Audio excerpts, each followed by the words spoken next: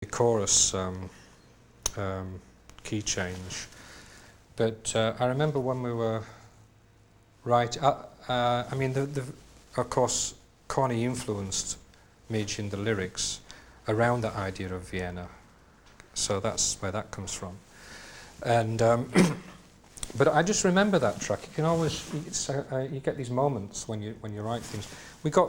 We started in this key, and it went into another key, blah blah blah, which happened to be the fourth, but it sounded like it was going down. I mean, it's really weird.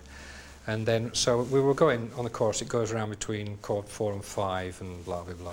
You know, I mean, chord 4, 5 is like 12 bar, you know, with a little bit of a sixth chord in minor. This is it, and then it resolves down onto F, which is God, I've got it wrong. I wrote the bloody thing.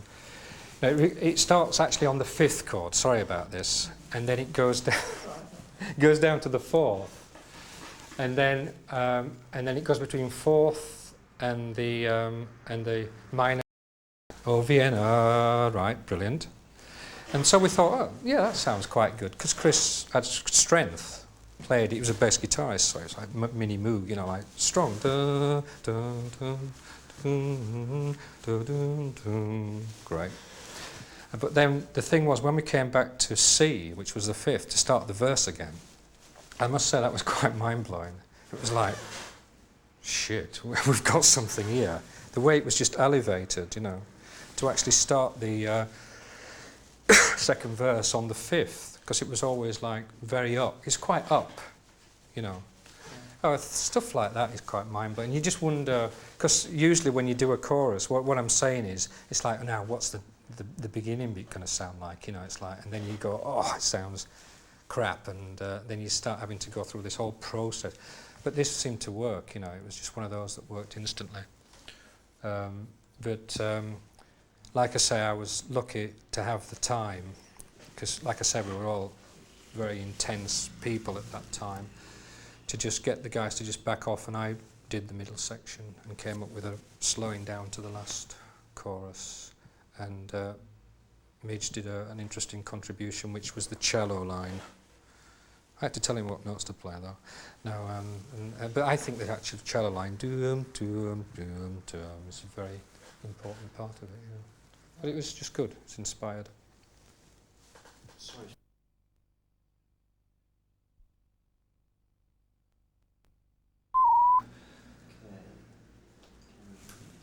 Okay. Tell us his idea. What was it for that single? I mean, and if you can as well, Billy, if you can say, because obviously the audience don't know what we're talking about. Vienna, the single. Whose idea was it to put it out as a single, or was it? Whose idea was it for the song? I mean, obviously, if you say Vienna, people construct the album. Yeah. If you're saying, could you put it in context? Vienna, the single. What? Vienna is the single. Well, the way it was, like I say, was we'd been together since August 1979. Like I say, we'd gone off, rehearsed some of the tracks we wanted from the previous lineup, like Dislocation and Quiet Man, Slow Motion, and very quickly wrote 3 or 4 mid-tempo rock tracks, and Mr. X, the more electronic drum machine stuff. But we introduced a lot of drum machine into the previous material as well, like Quiet Man and stuff. In fact, we used to start the set off with the drum machine and go straight into Quiet Man. Yeah, so we'd got that under our belt, and like I said, we did a tour in America to get away from Britain, to just get the band going, you know.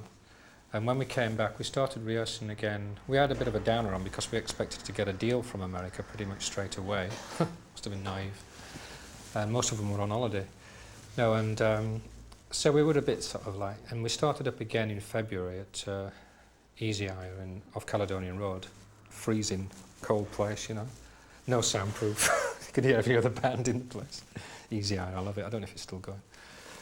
And I just went in and said, I think we should do a ballad. Let's, you know.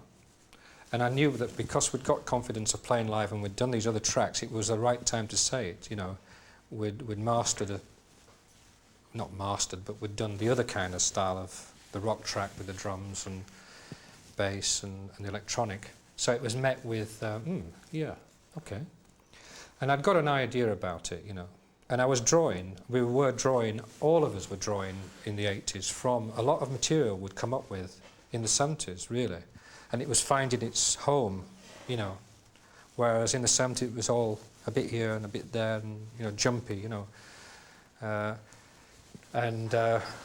So it had this very sparse chorus, and I mean I can actually remember saying, you know, to Warren, let's go with the heavy sparse drums bit, and he knew what I meant straight away, you know.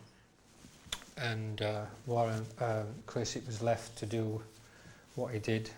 He was kind of a light guy for a bass player, really, space cadet, and he knew he was going to come up with something, you know. And that's how it happened, and we were going along in this sparse thing, and then, like I said, Chris turned it down